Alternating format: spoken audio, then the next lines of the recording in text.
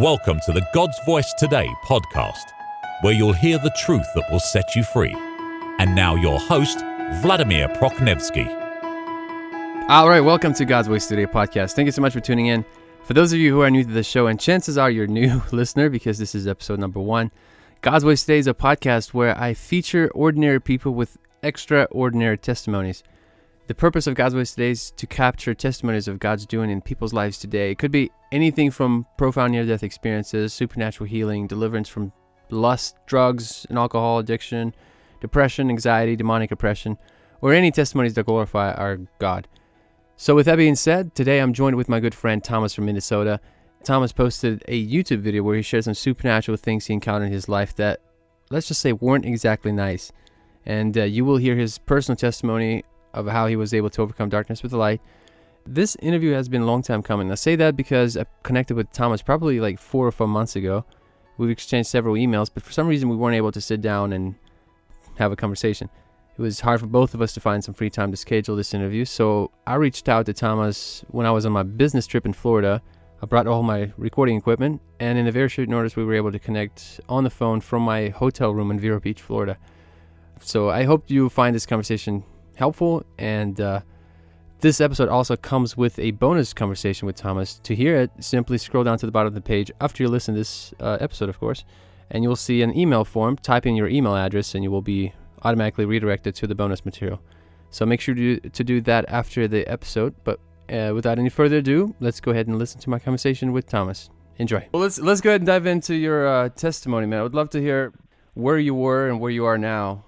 Okay, well, the farthest back I guess I could go is I grew up and my parents were, they were Mormon. They would always take me to the Mormon church, and I was brought up, knowing about Jesus, and I was always that type of person that would go to school not really knowing who he was, Sunday school, not really knowing who he was, not really having a relationship, but just going, because I was a kid and my parents forced me to go. And, I never minded, I had friends there and stuff. It was always nice, but there was never really a real connection. There was no, I never could say that I was a true believer and a follower. I just thought, in church, and, I just always went until 8th grade. 8th and 7th grade, I quit going, I started hanging out with the wrong crowd. I just kind of grew out of those childhood, church sessions, and my parents would always try to force me to go, but I honestly just never wanted to go. I just remember waking up and they're like, come on, the whole family's going. And I would just lay there, and honestly, I don't know what it was. It might have just been out of pure laziness, but I never cared to go, and so I just really, after that, all I can really remember is just continuing to hang out with the wrong crowds, just getting into some really bad things, like as the older I got, it just got worse. I mean, it started from just doing, not going to church and starting to swear, to eventually I was, at my friend's apartment building, car hopping and stealing out of cars, just lying to my family and just coming home and yelling at my siblings, like, for everything, just stone cold. Like, I was this cold person. I had turned a whole 180 of who I was when I was a kid. As I grown up, I was just horrible. Like, I treated my girlfriend really bad. We just totally dysfunctional relationships with everyone. Everyone around me loved me so much. Like, everyone would treat me like gold, but I was just really rude to everyone. I remember going to the Mall of America, and a guy came up to me and my friends and would tell me about, hey, do you know who Jesus Christ is? And I was just so cold that I just was like, what is with this guy? Who goes around the mall and talks about Jesus? Like, and I just did not even give him the time of day. I just walked away. I was just like totally turning my back on like everything I'd learned, just totally rebelling. It's the only way I can put it. It's just stealing, getting into hard alcohol and not really hard drugs, but into, smoking and stuff. And along the way, when I would smoke, I never really told anybody about like all the experiences I was having of just like talking to spirits. And they were never nice spirits. They were always really horrifying, obviously demonic spirits. But I just kind of slid down. This happened every time you smoked? Is that you said every time you smoked you were encountering all these spirits? Yeah, at first it wasn't like that. At first it was, I don't know, it seemed normal at first, just a normal high, I guess. I thought that's what everyone else felt like. And then it just started going really bad. I just remember, being at my boss's house and smoking and just these horrifying, honestly, they were so horrible, and like I could feel them in the room, just telling me to like kill my boss and like hurt his wife and his family, and like they were so physical in the room that I remember them specifically sitting on the TV and calling me by name, like Thomas, go in there, like graphic detail, to the point where I would talk out loud in the room by myself and say, like, this voice is so real that I'm actually talking out loud. I remember like, shut up, no, I'm not doing that. And as soon as I would say that, I'd get a response, like I wouldn't speak out the response for myself. Like, some people would think it's schizophrenia or something, but there would be an actual response, like coming from that same place of a horrifying, like demonic laugh as the other guys just go do it, like swearing, just really, really messed up things. And I'd wake up the next day and just think that, oh, I made that up in my head. I just want to keep living the life I'm living. I'm not going to turn around. But I guess the one thing I just want to throw, I'm a really bad babbler. So if you're short on time or anything, let me know. No, this is so interesting, man. I'm so into this story. I'm curious. Go ahead and continue. But the one thing that always stuck with me is when I would, that time when I was at my boss's, is the moment I even thought, like, I was like, Thomas, like, pray. Like, honestly, it was so horrifying that I was even thinking about going in the kitchen, because I knew if I never come down, like if my head always stays here to where I'm hearing all these voices, I can't handle this. This is too, like, I've never experienced something like this. If it doesn't go away, I'm going in the kitchen and I'm gonna like slit my veins out of so much fear. Just like, try to put yourself in my position of like laying in this living room, this living room couch, just these random voices just screaming at the top of their lungs, and these voices and that were just horrifying, and the moment I thought about, like, what can I do? What can save me? Like, what can save me before I go in there and, like, do something that I don't really ever want to do? I've never thought about my life ever, and I just thought, like, hey, what if I just pray to God? Yeah, like, what was that one guy, Jesus? Like, what if you just pray to him real quick? And instantly I just closed my eyes. I was like, God, like, I'm really scared if you're there. Like, just come protect me. Shivering, just my whole body just shaking out of fear. And the moment I started praying that, the voices were gone. The laughing was totally gone. Like, I couldn't even feel their presence in the room anymore. And literally, I said like a 2-3 minute prayer. And the last thing I remember was just falling asleep, just going black and falling asleep. And the next day I'd try to convince myself, that couldn't have been real, until the next time I smoked. And there were times where I just smoke and instantly I just start hearing Thomas, and then somewhere in the other background, ha ha ha, Thomas, and they're just laughing. And instantly, the second I heard that, I just start praying again, like, Jesus, like, God, like, in a really pathetic way. That's kind of how I started becoming a Christian, kind of believing a little bit again, like, that there was something out there that could save me. But I was such a dumb kid that I never took me a long time to realize, like, hey, why don't you just stop smoking, But I think it was mostly just peer pressure. I couldn't stick up for myself, I guess. I should have been a little stronger on that, but those are the first things that just started progressing like that. And I mean, yeah, most of the stuff you can hear on the video, but if there's any specific questions, I could try to answer them. I'm sure you've seen videos before where a guy called 911 and then he's like, I don't know, I just killed my whole family. I don't know why I did that. And do you think that has something to do with that? I've thought of that. Yeah, I've heard of those cases where people are just like, they just go berserk and they start just going on a rampage. And honestly, yeah, I kind of did think about that. I just thought like, hey, what if those people just couldn't handle it, Like, what if they didn't even know that they heard the voices? Like, what if they just snapped and they didn't even realize why? But me, because I could hear the voices, I thought, oh, this is probably why they snapped. Because there's just voices all around them all day, telling them to do things. And if they don't know how to fight back, they could have just snapped and did something. Well, I remember one case where the guy, he saw a demon in her and he thought he was killing the demon, but really he was stabbing his wife. So, and I think he was under the influence of something. So I'm sure that could have happened as well. Yeah, definitely. And that's what ran through my mind. As I've never told anyone in graphic detail, but I'll just tell you, that's what was running through my mind as I laid there on the floor and the couch in the living room.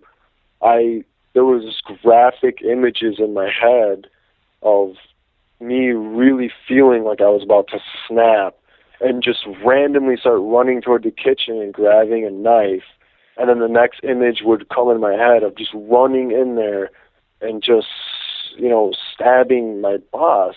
And that's not something I ever thought about. It's like, I consider myself a really normal person. I never have any type of thoughts like that, and that's why I was so afraid, is just thinking like, what if for some reason these spirits get me to just snap and lose my mind and to go do something like that.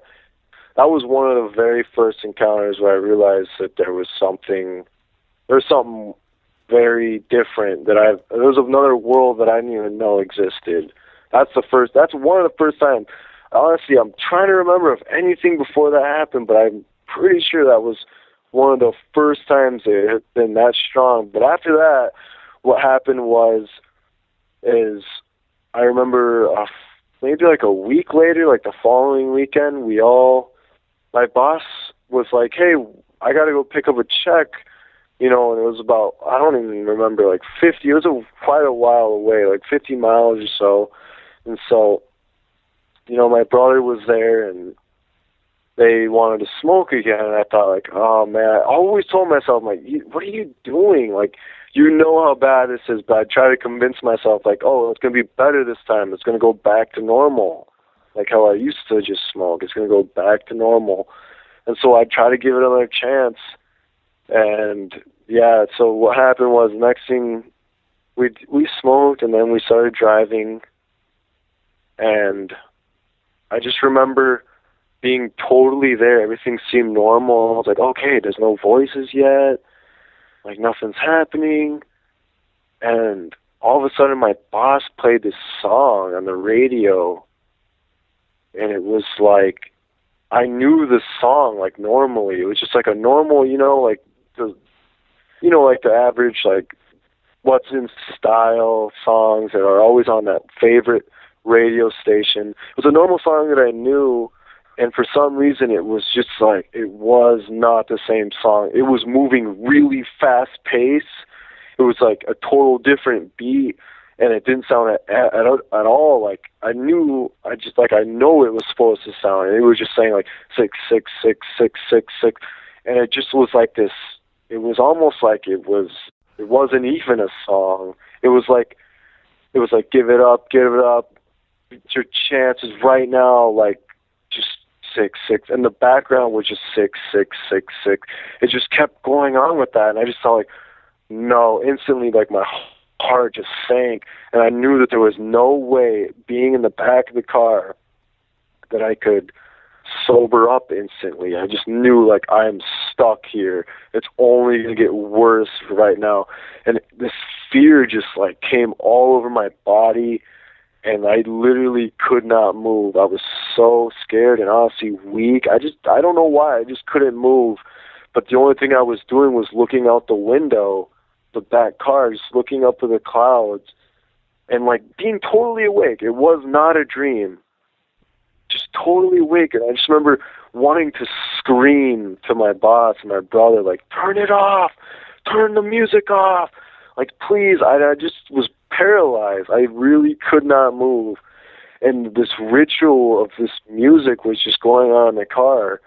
And it just was like, just anything you want. Like, just like, it was just going on. And I looked at the clouds, and I'm not kidding. It sounds unbelievable. The clouds were seriously moving, like, and it formed like a genie lantern, like, perfectly. Like, it was no joke. It was just a perfect lantern, and it even blew out like the smoke in the cloud, like that comes out, you know, when a genie's supposed to come out. But letters just started coming out, and it said 3 wishes. It said like, and I was just like, what the heck is that? And as I was thinking of 3 wishes, it was the same with the song. It's like, anything, you name what you want, I'll give it to you. And at the same time, it was like 666. And I was just like, no, I just got kind of turned my head away. I was like, what the heck is going on? Like, that was the most, it was honestly, I don't expect anyone to ever believe me, but I know that I was awake. I remember looking out on the road and like being awake. It was not a dream. It was so real. And I just remember being like, no way, like, what is going on? I don't want anything. This doesn't seem right. And I don't know, at the time I didn't know really what was in for it. You know, I didn't know what the deal was, if I needed to give out my soul or if it was just some, I don't know. I think deep down I knew what was going on, honestly, because I had so many, I had that demon thing happen, and I just felt like something just wasn't right. And I just remember, like, once I turned my head away, everything went black, and I woke up in the car, and I was just like, again, I just thought, like, could that have been real? Like, could I really have had anything I want, you know? And I just thought, like, no, I'm not gonna mess around with that type of thing, you know. And I never pursued that, you know. I never wanted to strike a deal, or I don't know. I honestly, personally, I think that was like my one chance to get anything. And the more I've listened to songs, you know, like that Eminem song about if you had one chance, one opportunity to get anything you've ever wanted, would you take it or would you let it slip? You know, and there's just so many things that just clicked in my head at that moment. Like, is this that one chance I have to get anything I want? Like, you know, like, am I going to let it slip? And obviously, yeah, I knew it was satanic. There was just something deep in me that was just like, this is messing around with fire, and I never wanted to do that. So you believe that artists sell their souls, right? I believe a lot of them do, but the way they do it, I just don't know how they do it. You know, I don't know if they had that same experience as me, of him just coming like, hey, like, you're special, like, you're going to be able to influence a lot of people, and I'll give you whatever you want right now so that you use your power for me, you know. And not saying that I have any power. I don't know what the deal is, but I feel like he's never left me alone since. Those spirits told me that night. They said, if you ever tell anyone that you talk to us, anybody, we're never going to leave you alone for the rest of your life. And they said that? When did they say that? Just a few nights ago. I forgot to mention that. They said that to me that first night at my boss's house when they told me to kill him. They've told me that. They said, if you ever tell anyone that you talk to us, like, we're never going to leave you alone. And I remember a few days later, just out of fear, I didn't know who to turn to. I wasn't in church. I didn't really know I knew that there were demons. I knew that there were spirits that were bad, But I didn't have anyone close in my life that was religious besides my brother Mark.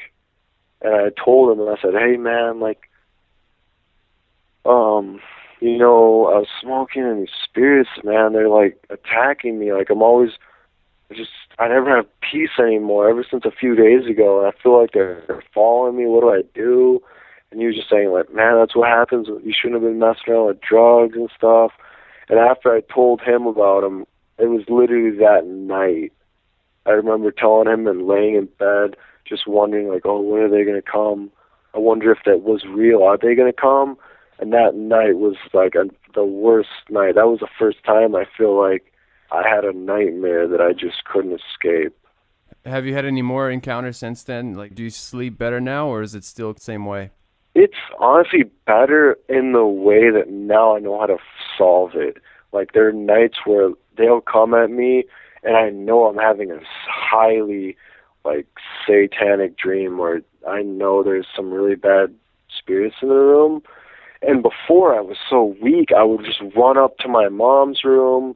I was a high school kid. I'd run up to my mom's room in pure fear, like this spirit would tell me, like, I'd be like laying in bed in the middle of the night, waking up, and I knew there was a spirit in my room. I'd be like, who are you? And this voice would just come in my head like, I'm Satan. And I was like, what do you want? Like, leave me alone. And no, I'm never going to leave you alone. And being wide awake, and there's just like this imprint in my mind of this like horrifying face. And it just being alone in my room, the first time I was encountering all this, I didn't know what to do. I'd run up to my mom's room and like freaking like just freak out. She's like, you're fine. And I just like sleep on her floor like in total fear. Just like, I didn't know how to fight it. But nowadays, I just lay there. I'm like, name of Jesus, like, I'm just calling you, Jesus, come help me. Like, I need your protection. I need your holy angels. And he delivers every time. Like, honestly, he does. Like, there'll be times, even in my dream, where there's all these snakes around me and these, like, spirits just laughing at me. And I'll start just yelling out in the sky, like, Jesus, help me. And instantly, like, I throw, like, a knife and it cuts these snakes in half. I, like, throw the spirits and they start getting sucked up in a whirlwind. And they leave me alone. I wake up in my room and they're all gone. I don't feel any spirits. I know when there's I can wake up in the middle of the night and I know when there's something heavy. I know what part of the room it's in. I know if it's trying to attack me. And after I call on the name of Jesus and I say my prayers of protection, like, I go to bed like a baby. But they come at me. If I let my guard down for one night, they'll come and bother me. I wake up in the middle of the night. It's almost all the time. It's just a battle, But at least I'm just thankful now I know how to fight it. You know what I mean? Before, I didn't know what to say. I didn't know who had power. I didn't really know what I was doing. But it's been a very strengthening experience. Like, I'm getting stronger. It's made me stronger, Yeah, I mean, experiences like that will either make you or break you. It looks like it's making you, so that's good. And soon you'll be probably teaching people how to fight them too. Yeah, I hope so. Since you posted this video online, have you had positive responses, comments from people from the online community? Oh, yeah. I get emails every night of people sending me really, really long responses. Sometimes I can't even read them all. People tell me their stories, and that's what I wanted. I wanted to know people have experienced things like this, and there's been a lot of people that have. There's been a lot of people that just want more information. There's been people that want to use my video for their website. Honestly, I can't even keep up with a lot of it. I did not even think it would be. Honestly, I just thought, I'm just going to put it on the internet because I'm not the type of person to just go up to somebody on the street and tell them, And I thought, I can't just do this. Like, every day back then, I was always like, share your story, like, help someone. Like, what a waste that you're not even sharing your testimony. And I thought I'm not the type of person to just tell people on the street or at church. not very good at opening up like that to just people, that I thought, hey, what if I just make a video and hope people take it for what it is, and who knows if it just helps one person, I'm happy. But yeah, I've had really good response on the internet, and a few negative, but those are just people that aren't ready, and I pray for them. They're just lost. Earlier, we were talking about how you were in the car and you were hearing these messages within a song. Do you think a lot of songs have subliminal messages in them? Yeah, I think it's more of just the spiritual.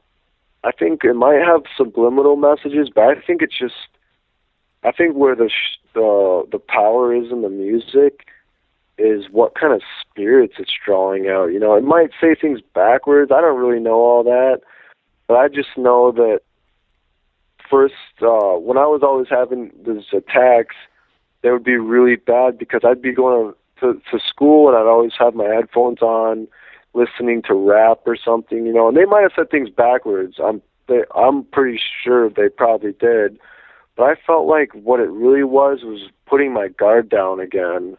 That music kind of destroys your spirit, and it leaves a little doorway for the spirit to come in, you know, and that's where I think the power is in the music. If you play something that is just tearing you down and it's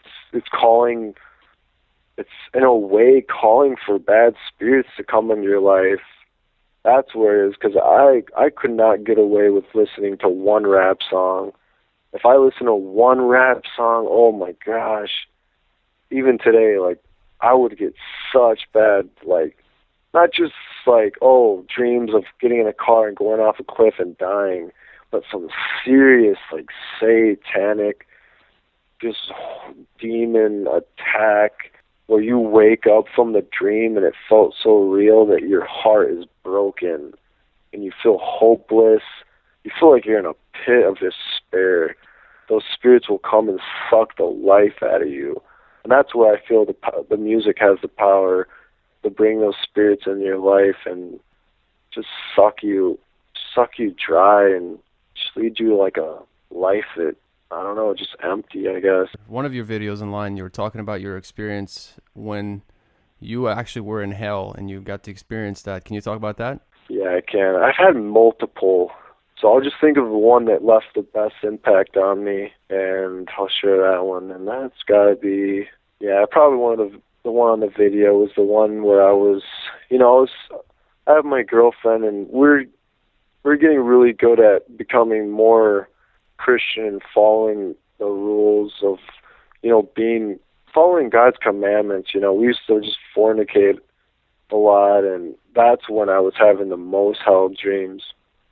And one of the ones that stuck to me the most was, I remember one night I had a dream, and it was pretty profound that I had to quit with my, you know, with the fornicating. It was a flat out dream that told me to quit. And I woke up, I thought, you know, that's a pretty, I think I know what that dream means, you know, but the following weekend I, you know, got right back into my old ways, and I thought I was just going to tiptoe on both sides, like, you know, I was just playing games with God, I think, and he sent me, I went to bed that night, and I had a horrifying experience of just, I know this place was hell. I was walking down this dark path, like, you look to the left, you look to the right, and it just, you know that black goes on forever, and, like, it's just black everywhere. There's just it's just infinite space everywhere. But the only thing I noticed was this giant gate way ahead of me, and I was, like, helplessly being closer and closer to that door. And, like, no matter what I would do, you know, I had no control, really. I was just moving closer.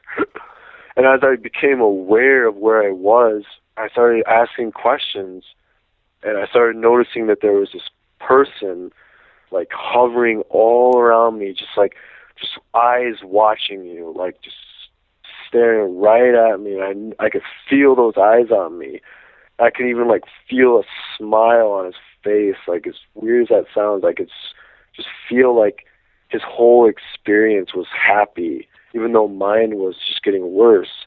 And as I was walking closer and closer, I realized that there was this giant wooden gate, and I started like questioning things, like looking around, like, and just like, I remember saying, I'm sorry, and being like dead, like just drained, like my arms down, my head down, just looking to my feet, like total depression. And this creepy guitar in the back, that stuck with me. It was like this creepy like guitar that every string, like it just pierced you right in the soul. Like it was so depressing, and it was like just stuffy, like I couldn't breathe.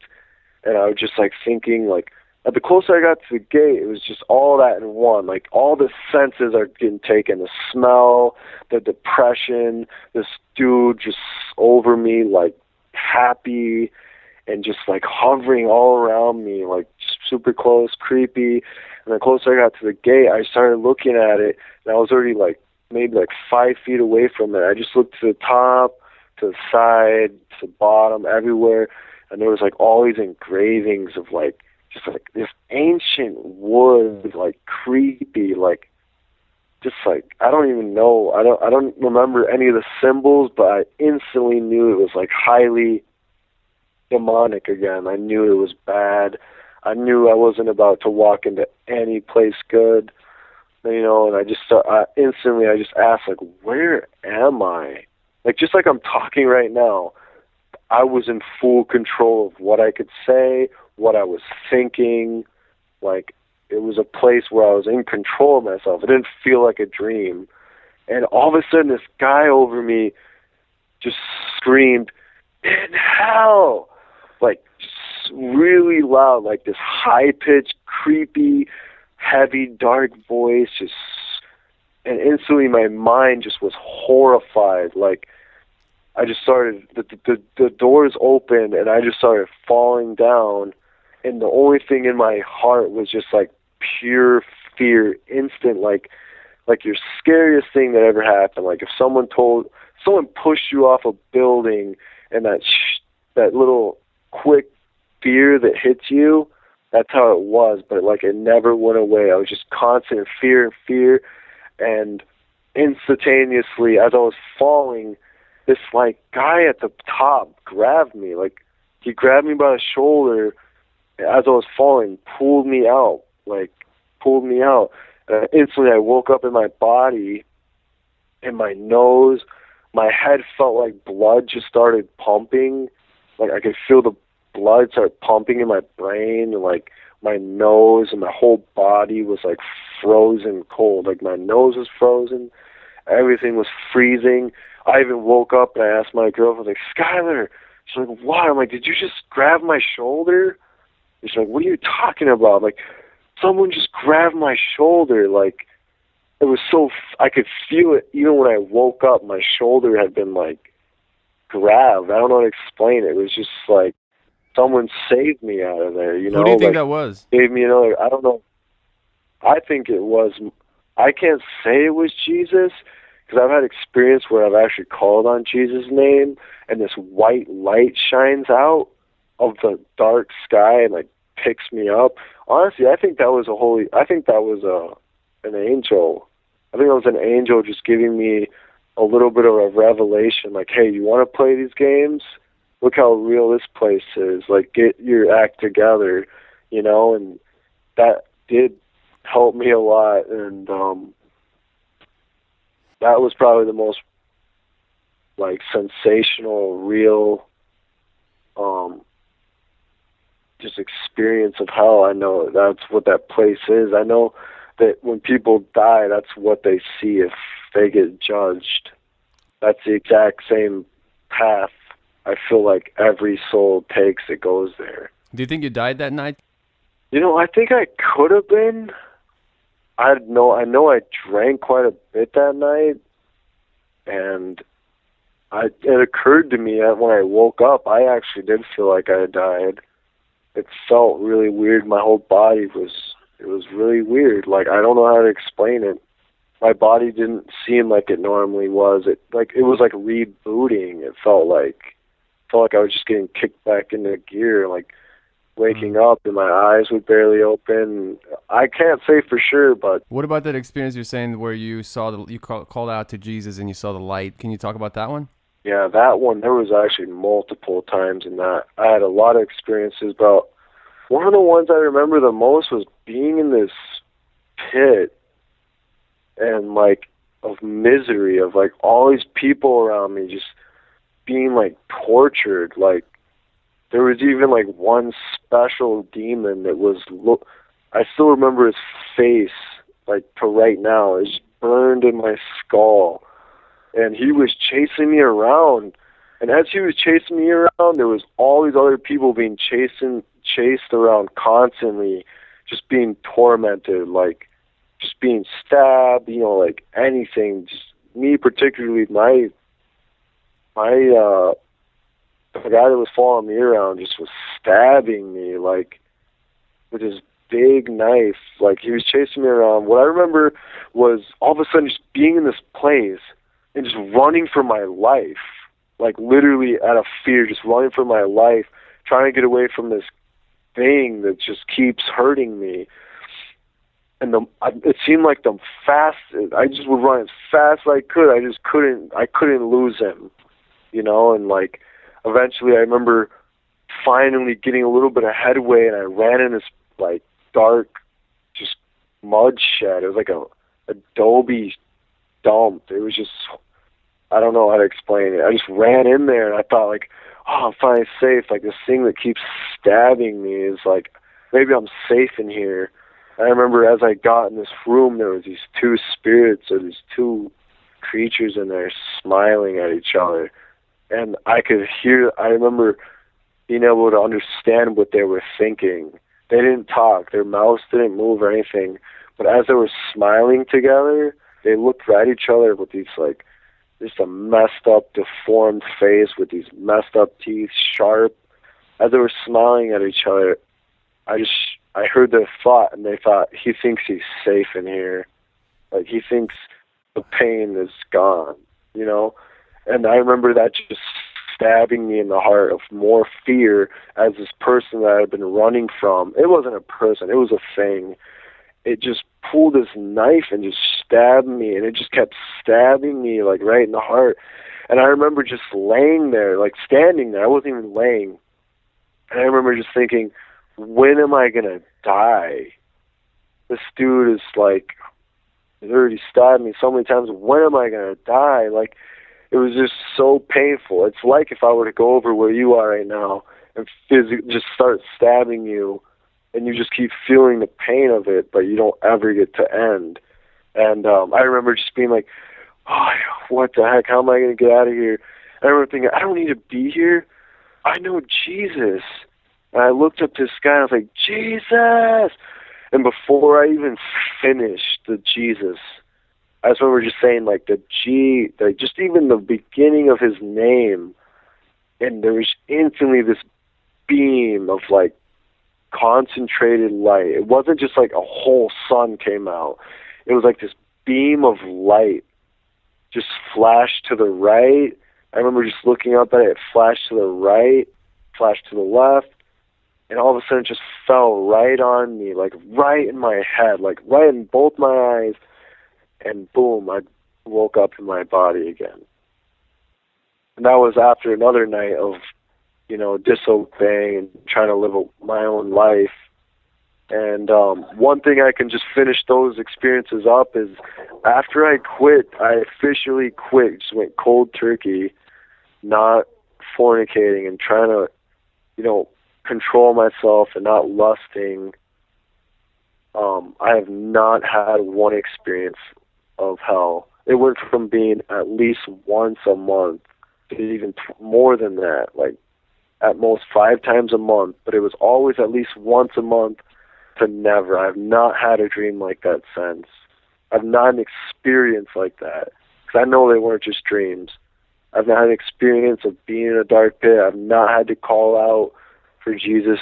I've not seen the light come and save me, although he saved me from demonic attack has never been as severe as being in that pit of despair or anything like that.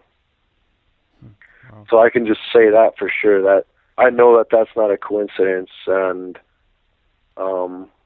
yeah, I'm just trying to get better and better every day, you know.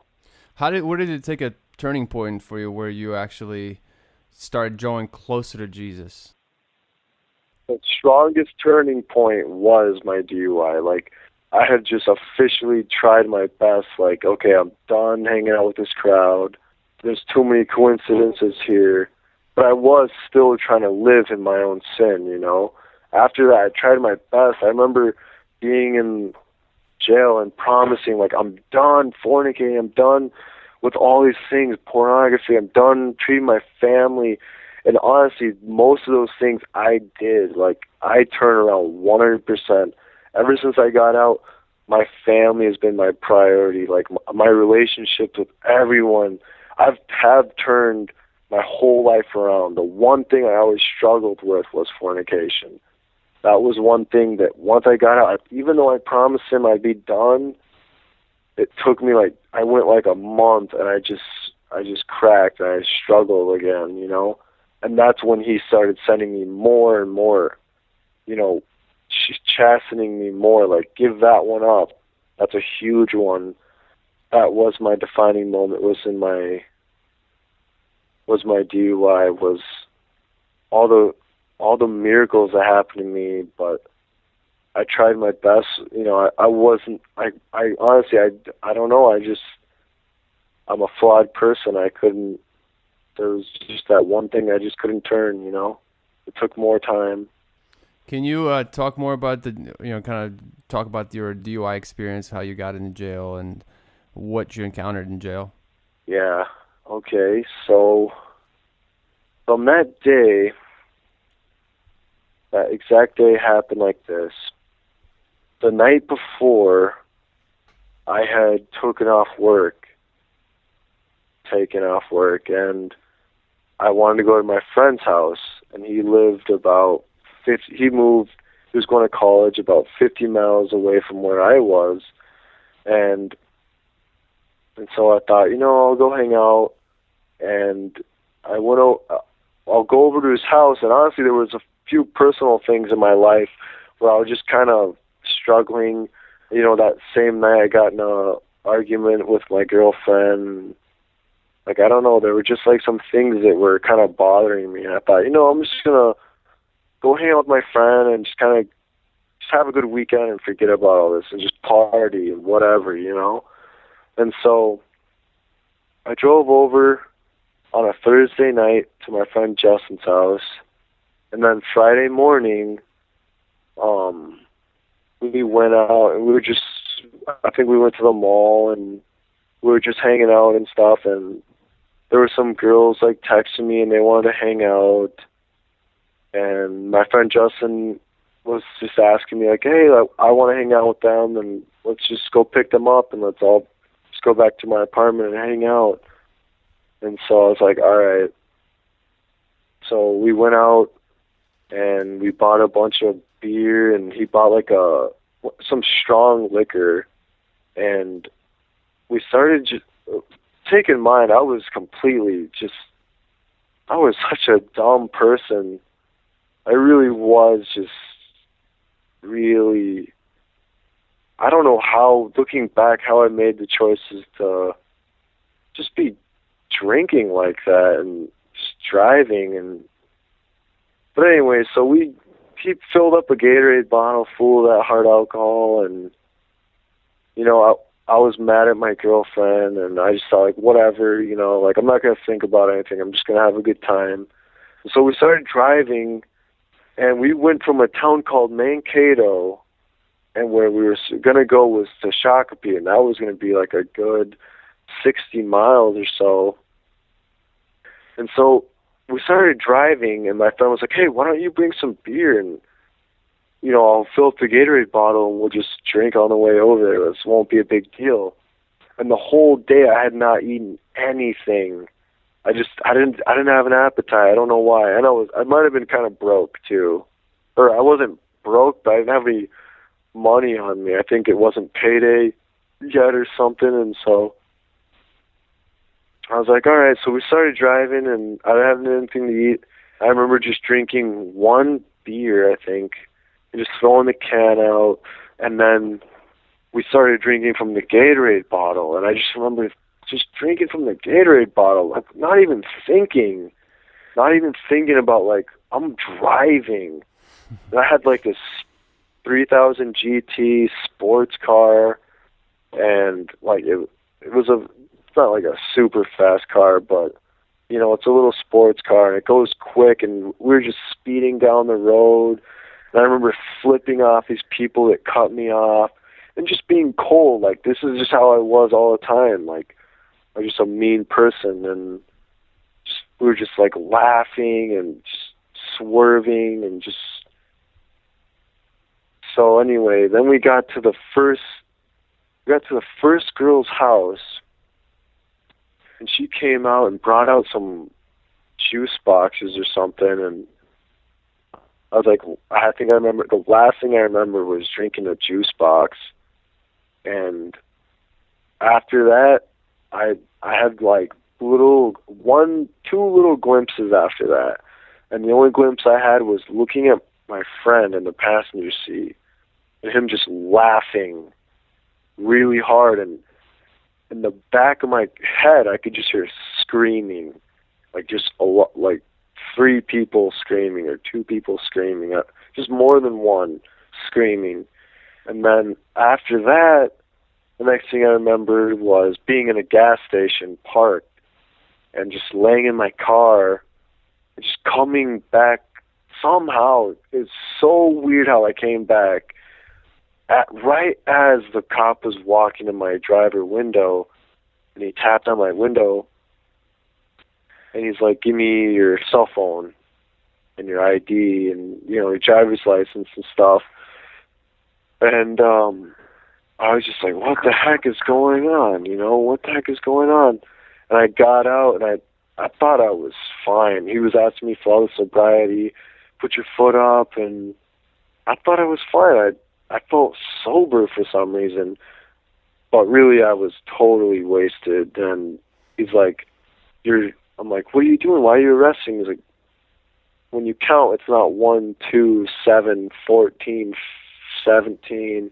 And that's when I knew. I was like, dang, I actually thought I was saying 1, 2, 3, 4, 5. In my mind, I remember just saying 1, 2, 3, 4, 5, like being normal. And I remember thinking like, wow, I'm pretty good at this. But then once he told me, I was like, oh, man, I'm in trouble. And so he arrested me and put me in the back of the car. And as I was in the back of the car, all of a sudden, all these people were coming out of my car. Like, I can't remember exactly, but my friend luckily was in the gas station, and he getting some water, I don't know what. But once he saw the cops that surrounded my car, he just ran, because he lived in that town. His mom did, at least, and so he just walked away, act like he wasn't with me. But about 3 girls came out of the back of my car, and I just remember thinking, like, when did I pick any? Like, I just remember picking one up. Like, this is horrible. Instantly, like, my gut just fell. I was like, wow, like, where the heck have I been for the past hour?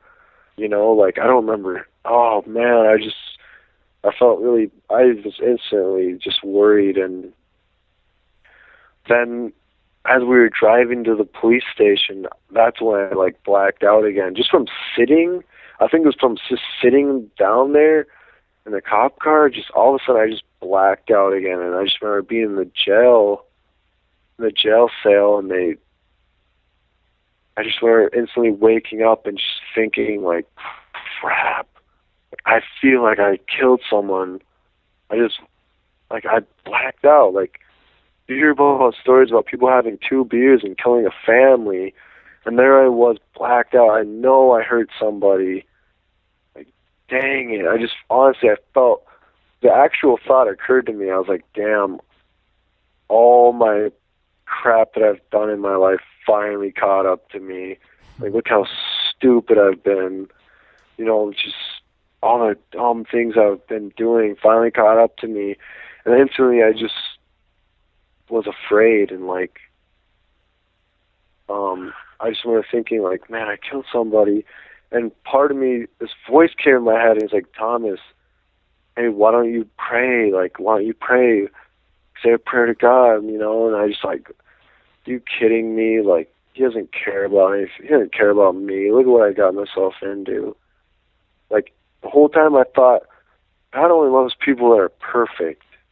And look at how I went out and ruined my life.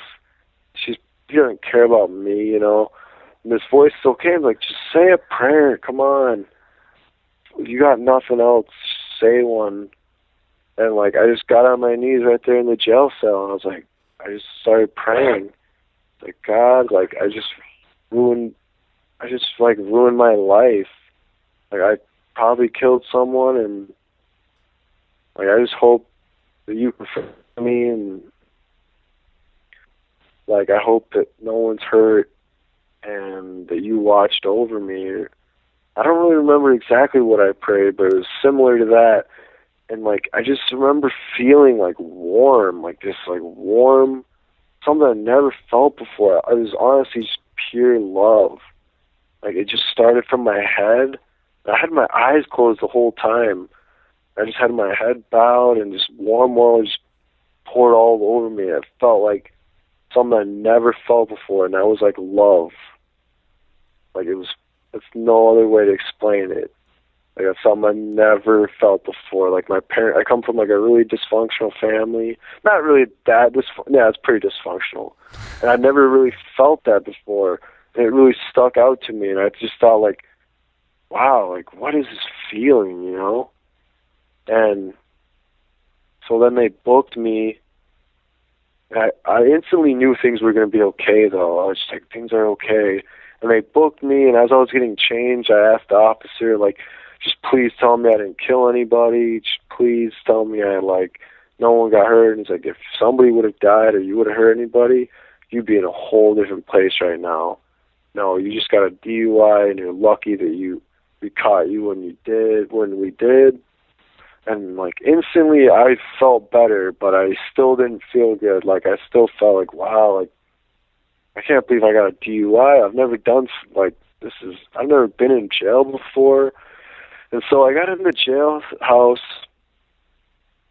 and, you know, all these people were just, like, looking at me, and I was kind of intimidated, and they put me in my jail cell, and I was in there with a guy, and we kind of just started talking small talk that night. We didn't really talk throughout the whole day, but that night, we started talking, like, what'd you do, man? And we started talking, and somehow or another, we got on the topic of Jesus and, like, God and stuff, and he started telling me how when he first got in the jail that, like, God had been working in his life, and he's been reading his scriptures and praying and asking for forgiveness, and he was, like, a big-time coke dealer or something, and he said, he's like, it's too late, man, like, I feel trapped just like you.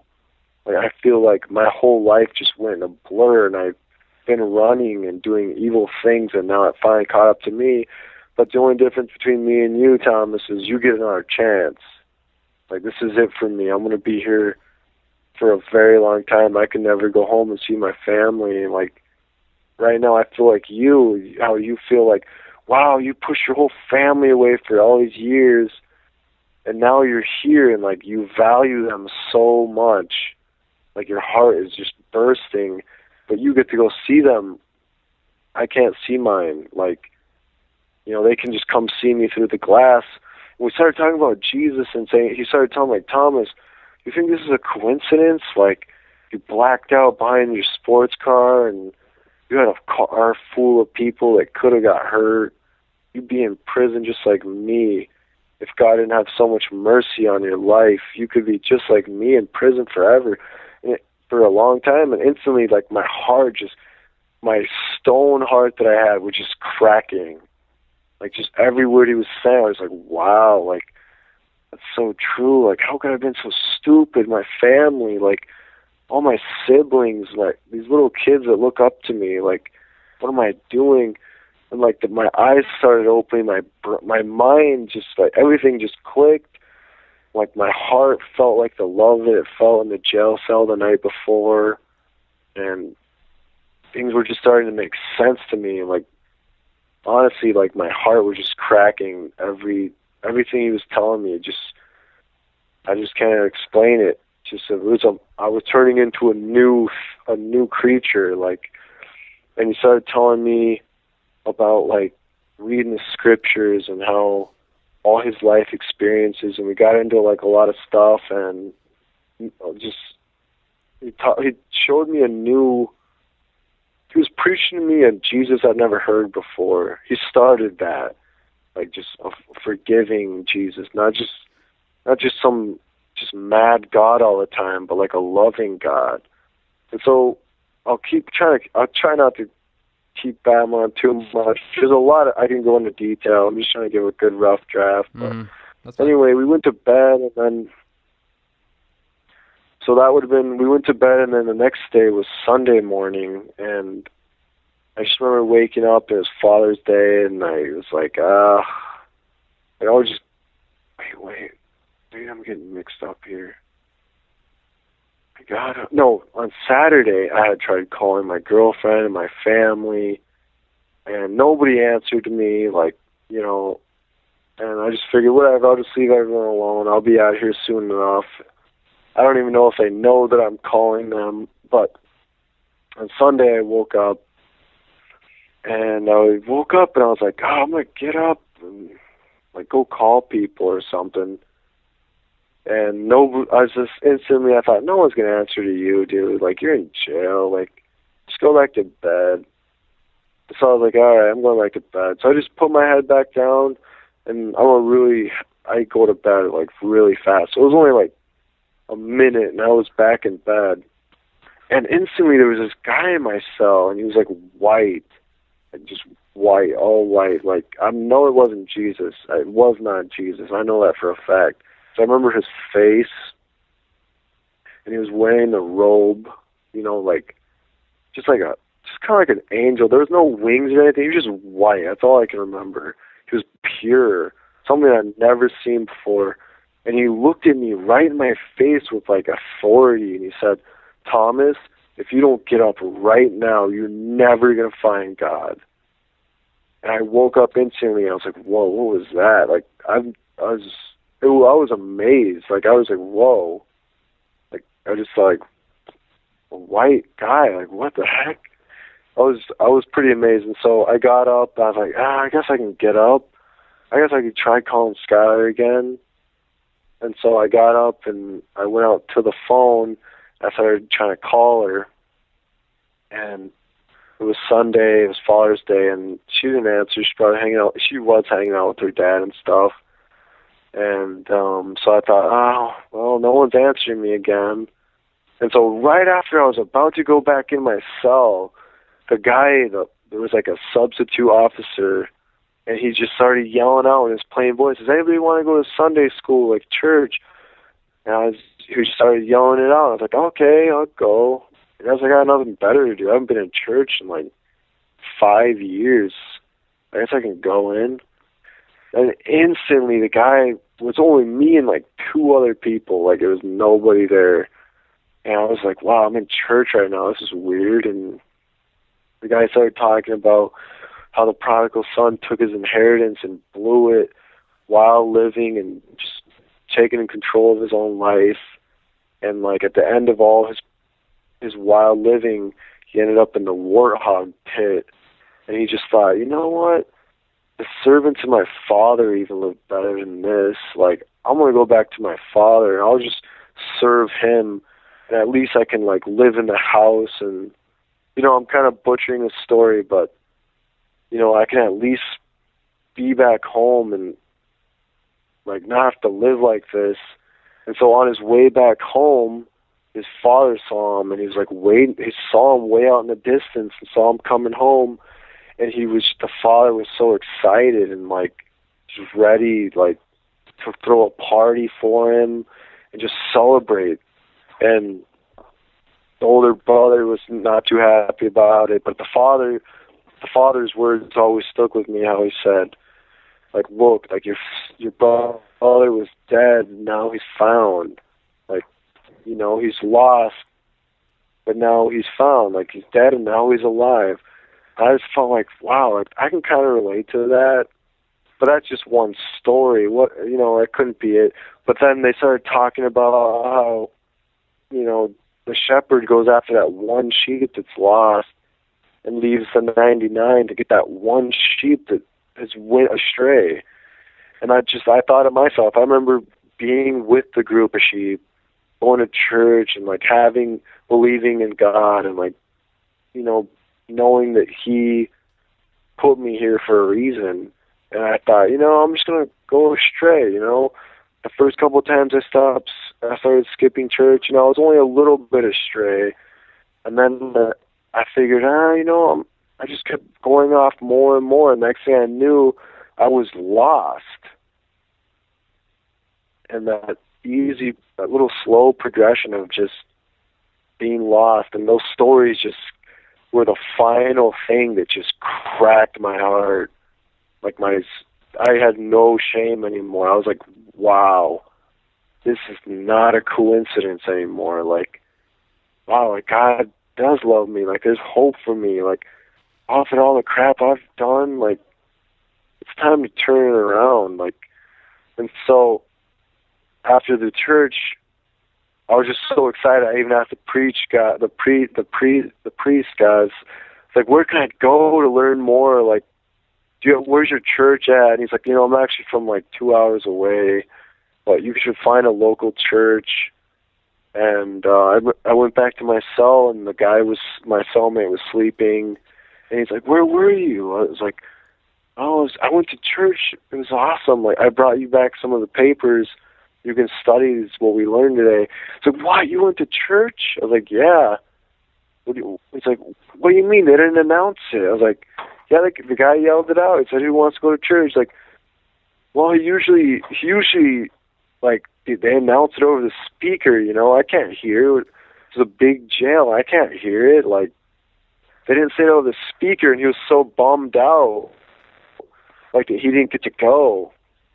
And it just hit me again. I was like, wow, like, if that angel wouldn't have came and woke me up, like, I would still be sleeping just like him. But he knew that I needed to hear. He knew exactly what I needed to hear. That exact story was my life. Getting lost, being the prodigal son, like going astray, and like that's when it just like hit me really strong. I was like, wow, I'm gonna turn my life around. And after that, I remember going home, just deleting all the rap music in my phone. Literally to this day, I do not enjoy. Ever since that day, I've not enjoyed listening to a rap song. I don't enjoy listening to one song unless it's a hymn or it's a, you know, like a KTIS song, like a Jesus gospel music. Like, that's all I listen to. And I used to love rap. You know me. I used to love like rock and rap and screamo, just all this music that I didn't even realize was dragging me down. And I dropped all that in one day. Like, I went home. My brother's the one that picked me up from jail. And when I called him, he's like, Thomas, you loser. Like, what did you do? He was so mad at me. Like, the whole time he was on the phone, I was just thinking, man, I love you. Like, just, I wasn't saying, but, man, I love you. Just get here and pick me up. Like, I can't wait to see you. Like, we've never even been that close, but I can't wait to see you. And, like, he picked me up. He's like, what'd you do, man? And, like, I didn't even let him talk. I just grabbed him. I was just hugging him. I got home. And instead of getting home and yelling at my siblings and just, get out, leave me alone, just get out of my room, just being cold, putting my headphones in, I was alive. I walked in the house and, like, I just started hanging out with my siblings, taking them to places, like taking them to Toys R Us, buying them toys, like, just putting a smile on their face, putting a spark in their eye, like, just being a part of the family again, you know, and, like, just love just took over my life after that. I tried my best to quit treating my girlfriend bad, and I got really good at that too. I just started treating her a lot better, and I still I'm still getting better and better at it, and respecting my family, my friends, trying to get them to understand that I'm different. They've just not liked it at all. They're always calling me soft, and like they're always like, they're going to the strip club, and I just like, man, I don't want to go to the strip club. They're like, oh, come on, you're quit being you're such a whipped. You're so whipped now. Like, you're not even the same. I don't even think twice. I'm like, whatever, man. You guys are lost. You think that's going to make you happy? That'll never fill you like how filled I am right now. Like, I don't want any part of that. And I never look back. Like, to this day, when I hang out with them from time to time, they hate it that I'm not the old way. They're like, you never hook us up with chicks anymore. Like, come on. And, like, I just don't even care. I'm just not the same guy. Like, sorry. Like, I'm happy. I wish you guys would, like, see how happy I am, but instead you guys hate it. But I don't care. Wow. And, after that, I did still struggle with things. Obviously, there's some things that took a little longer that I think he had to chasten me a little stronger with, but that was the day. If there be any day where I did my best to change my life and to follow Jesus, that is the day. June 15, 2012. Wow. Well, I don't want to hold up any more of your time. Thank you so much for your time, man. That was so cool. So encouraging to listen to that. I appreciate it, man. All right, I hope you enjoyed this interview with my good friend Thomas. Make sure to listen to his full testimony on his YouTube channel.